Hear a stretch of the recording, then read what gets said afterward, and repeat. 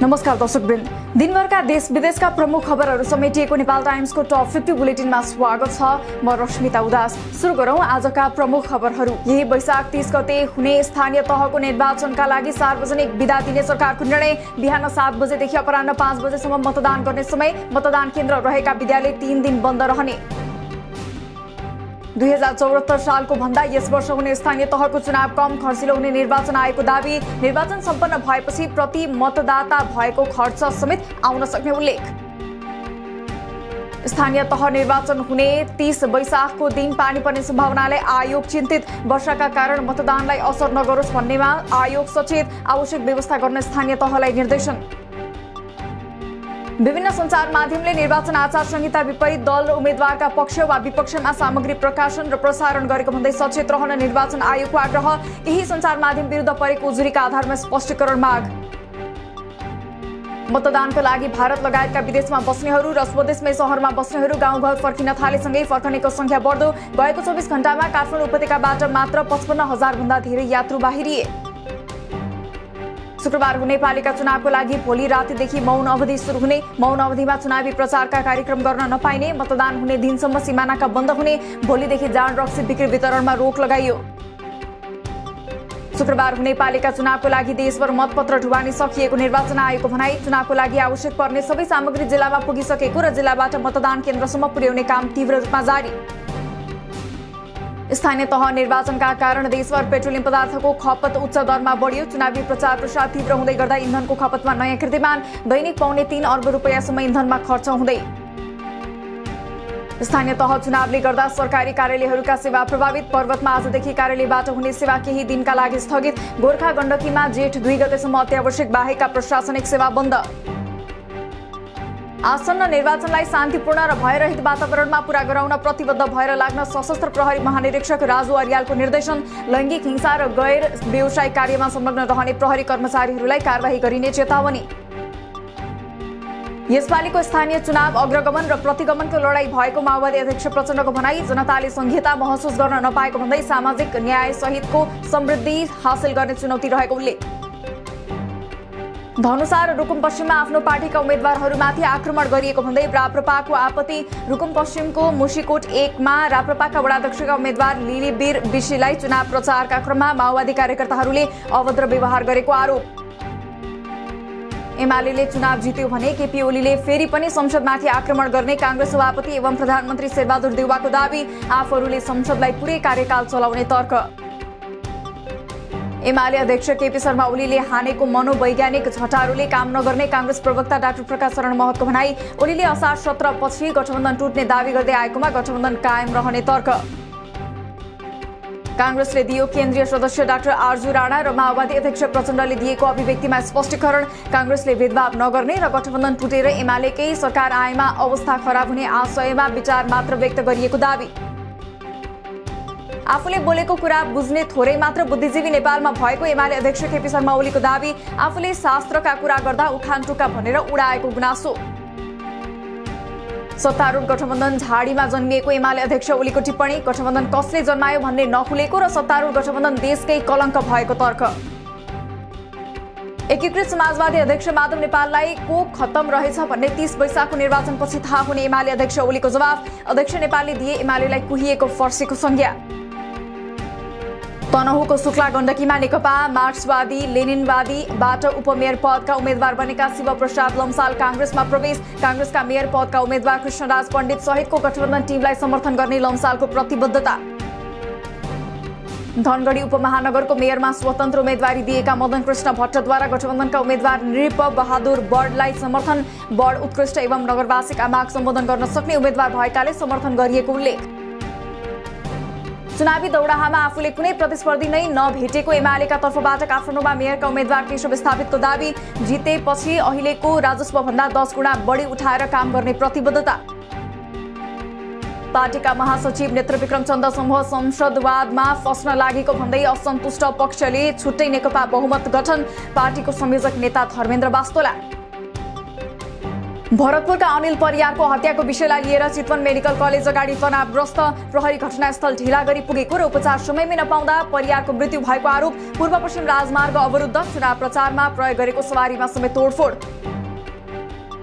बैतडीको डिलासैनी गाउँपालिका अध्यक्षका उम्मेद्वार लोकेन्द्र राणा प्रहरी नियन्त्रणमा। अध्यक्षका उम्मेद्वार राणा र समर्थकले स्वतन्त्र उम्मेद्वारको चुनाव प्रचार गरेको भन्दै प्राध्यापक रामदत्त जोशीमाथि कुटपिट गरेको पीडित पक्षको आरोप। ड्युटीमा खटिएकाहरूमध्ये ललितपुर, हुम्ला, सिन्धुपाल्चोक र नुवाकोटमा एक गरी 4 जना म्यादी प्रहरीको मृत्यु। एकले विष सेवन गरिन् आत्महत्या। आत्महत्या गरेकाको हकमा सरकारले दिने भनेको 20 लाखको क्षतिपूर्ति रकम नपाउने। एमालेबाट दैलेखा 8 नगरपालिकाका मेयरका उम्मेद्वार तर्कबहादुर बडुवाल र उपमेयरका उम्मेद्वार कल्पना थापाले चुनाव प्रचार प्रसारमा प्रयोग गरेको गाडीमा अज्ञात समूहद्वारा आगजनी। घटनाको अनुसन्धान जारी। खल्तीबाट नाम निकालेर न्यायाधीश नियुक्त नहुने कामु प्रधान न्यायाधीश दीपक कुमार कार्कीको दावी। गुणस्तर हेरेर मात्रै न्यायाधीश नियुक्त गरिने उल्लेख। पारदर्शी भएको भन्दै सर्वोच्चमा भइरहेको गोला प्रथामा कुनै शंका नगर्न पनि आग्रह।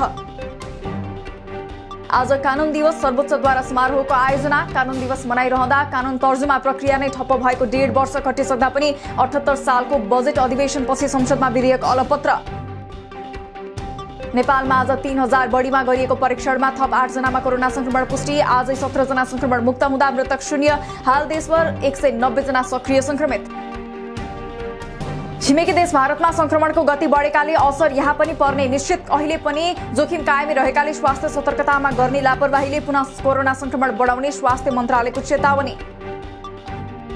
सरकारले दायित्व वहन नगर्दा लामो समयदेखि करिब 1,15,000 बिमितले कोरोना बीमाको झण्डै 11 अर्ब रकम पाउन सकेनन्। दाबी परेका मध्ये हालसम्म करिब 50-55 हजारले भुक्तानी पाए। दाबी खर्च बेहोर्ने स्रोत अझै फेला परेन।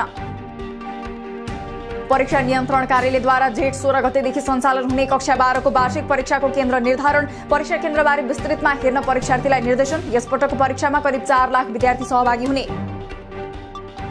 पप्पू कन्स्ट्रक्सनका सञ्चालक हरिनारायण रौनियार र उनका छोरा सुमित रौनियारलाई बिगो माग बमोजिम 7 करोड 24 लाख जरिवाना तिराउने विशेष अदालतको फैसला। दीपेन्द्र बहादुर विष्ट, प्रेम प्रसाद सुवाई, गोविन्द गैरे र कृष्णदेव यादवले सफाई पाए। सिभिल स्टेट्स प्रणालीले कोषबाट लिएको ऋण नतिरेकाले सुन्धारा स्थित सीटीसी मल लिलाम हुने। आजदेखि 35 दिनभित्र लिलामीमा बोल कबोल गर्न सकिने। सिभिल सहकारीका निक्षेपकर्ता ठगी गरेको अभियोगमा इच्छाराज तामाङ प्रहरी हिरासतमा। अन्तरा इन्टरनेशनल प्रणाली काठमाडौँका सञ्चालक सहित 2 जना विरुद्ध राजस्व अनुसन्धान विभागद्वारा मुद्दा दायर। नक्कली भ्याट बिल मार्फत राजस्व चुहावट गरेको आरोप। दुवै विरुद्ध 17 करोड बढी बिगो माग दावी। आज पनि देशका केही ठाउँमा पानी पर्ने अनुमान। प्रदेश 1 बागमती र गण्डकी प्रदेशका केही ठाउँमा मेघगर्जन र चट्याङ सहित पानी पर्ने सम्भावना। अन्य प्रदेशका 1-2 ठाउँमा पनि पानी पर्न सक्ने। ऊर्जा मन्त्री पम्फा भुसालसँग नेपालका लागि बेलायतका राजदूत निकोला पोलिटद्वारा शिष्टाचार भेट। बेलायत सरकार र त्यहाँका निजी क्षेत्रलाई जलाशय युक्त आयोजना निर्माणमा लगानी गर्न भुसालको आग्रह। 14 दिनपछि गत शनिबारबाट उठ्न थालेको काठमाडौँ उपत्यकाको फोहोर फेरि उठ्न छाड्यो। उपत्यकाभित्रका पालिकाको योजनामा धक्का। अब 30 वैशाखको चुनावसम्म फोहोर नउठ्ने। सुखा मौसम सुरु भएसँगै जिल्लाको चुरे क्षेत्रका बस्तीमा खानेपानीको समस्या सिर्जना। स्थानीय सरकारलाई यो विषयमा जानकारी भए पनि समस्या समाधान गर्न भने मुख दर्शक। इलाममा हरियो चियापत्तीको उचित मूल्य नहुँदा किसान चिन्तित। लागत अनुसारको मूल्य नपाउने र बिक्री गर्ने समस्या हुने गरेको किसानको गुनासो। किसानले चियाको पत्तीमा गुणस्तर कायम गर्न नसकेकाले मूल्य नपाएको उद्योगीको दावी। सुनको भाव आज तोलामा 100 रुपैयाँले बढेर प्रति तोला 98,700 रुपैयाँ कायम। आज चाँदी पनि स्थिर रहँदै प्रति तोला 1285 रुपैयाँमा कारोबार। निर्वाचनको मुखैमा 27 वाणिज्य ब्याङ्कहरूमा निक्षेप सुधार। पछिल्लो एक सातामै 5 अर्ब रुपैयाँले ब्याङ्कहरूको निक्षेपमा सुधार देखियो। एक साताको अवधिमा कर्जा लगानी पनि 41 खर्ब 97 अर्बबाट घटेर 41 खर्ब 93 अर्ब रुपैयाँमा झर्यो। हिजो झण्डै 18 अङ्कले बढेको शेयर बजार परिसूचक नेप्से आज 12.27 अङ्कले बढेर 22268.84 बिन्दुमा पुग्यो। आजै 1 अर्ब 39 करोड रुपैयाँको शेयर किनबेच। तेस्रो तथा निर्णायक खेल 6 विकेटले जितेपछि जिम्बाब्वे ए विरुद्धको 1 दिवसीय श्रृङ्खला नेपालले 2-1 ले आफ्नो पक्षमा पार्यो। आज जिम्बाब्वे ए ले दिएको 214 रनको लक्ष्य नेपालले 30.1 ओभरमा 4 विकेट गुमाएर भेटायो। पूर्वी युक्रेनको एक विद्यालयमा रुसी आक्रमणबाट पछिल्लो पटक झण्डै 60 जनाको ज्यान गएको युक्रेनी राष्ट्रपति भोलोदिमिर जेलेन्स्कीको दावी। रुसले विमान मार्फत बम खसालेको युक्रेनको दावी। रुसले भने घटनाबारे हालसम्म कुनै प्रतिक्रिया दिएन। देशको सुरक्षाका लागि युक्रेनमा विशेष सैन्य कार्यवाही आवश्यक भएको रुसी राष्ट्रपति पुटिनको भनाई। युक्रेनमाथि भइरहेको आक्रमणको निर्णय स्वतन्त्र, बलियो र सार्वभौम राष्ट्रका लागि सही निर्णय भएको जिकिर। युरोपले रुसको कुरा सुन्न नचाहेको पनि दाबी।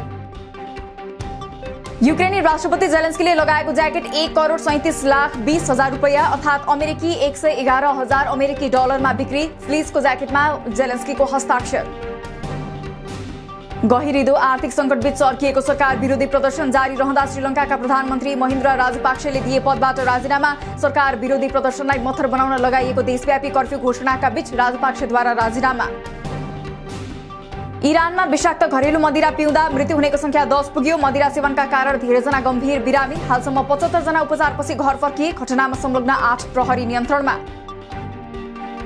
र फिलिपिन्समा राष्ट्रपति निर्वाचनका लागि मतदान हुँदै पूर्व तानाशाह फर्डिनान्ड मार्कोसका छोरा फर्डिनान्ड मार्कोस जुनियर र बहालवाला उपराष्ट्रपति लेनी रोबर्टो चुनावी मैदानमा। मतदान निकै भारी मात्रामा हुने अपेक्षा। दिनभरका देश विदेशका प्रमुख खबरहरू समेटिएको नेपाल टाइम्सको टप 50 बुलेटिन अहिलेलाई सकियो। हामी भोलि फेरि टप 50 समाचारका साथ उपस्थित हुने नै छौं। नेपाल टाइम्सको युट्युब च्यानल सब्स्क्राइब गरिदिनु भएकोमा र फेसबुक पेज लाइक गरिदिनु भएकोमा धन्यवाद। ताजा खबरहरू नेपाल टाइम्सको अनलाइन पोर्टल www.nepaltimes.net मा पनि गएर हेर्न सक्नुहुनेछ। नेपाल टाइम्स हेर्दै गर्नुहोला। नमस्कार।